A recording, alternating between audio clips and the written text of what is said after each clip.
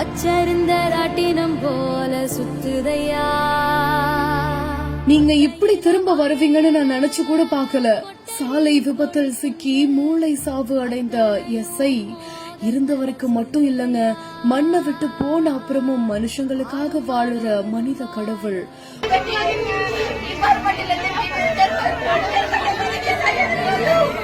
பல உயிர்களை வாழ வச்சுட்டு போன தெய்வத்தோட உடலுக்கு கொடுத்த ராஜ மரியாதை, இப்படி ஒரு மரியாதையை நாங்க எதிர்பார்க்கலையே அப்படின்னு கத்தி கதறி எழும் உறவினர்கள்.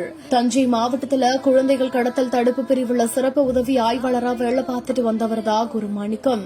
இவருக்கு கடந்த 3ஆம் தேதி ஒரு சாலை விபத்துல சிக்கி தலையில பலத்த காயமடைந்து மருத்துவமனையில சிகிச்சைக்காக அனுமதிக்கப்பட்டாரு.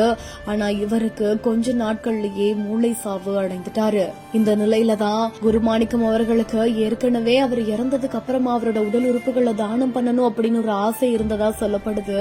அவரோட ஆசைக்கு இணங்க அவங்களோட உறவினர்கள் மூளை சாவு அடைந்த இந்த எஸ்ஐயோட கண்களையும் தோலையும் உடல் உறுப்புகளையும் தானம் செஞ்சிருக்காங்க. பல உயிர்களை வாழ வச்சுட்டு இந்த மண்ணுக்கு போய் சேர்ந்திருக்கிற எஸ்ஐயோட உடலுக்கு அரசு சார்பில் மரியாதையும் செலுத்தப்பட்டு வந்திருக்குது. இருந்த வரைக்கும் மட்டும் இல்லாம இந்த மண்ணை விட்டு போனதுக்கு அப்புறமா கூட மக்களுக்காக வாழ்ந்துட்டு வர இந்த மனித கடவுளோட உடலுக்கு மரியாதை செலுத்துறத பார்த்துட்டு அவங்களோட உறவினர்கள் கத்தி கதறி அழற காட்சிகள் நெஞ்சையே கலங்க வச்சிருக்குது.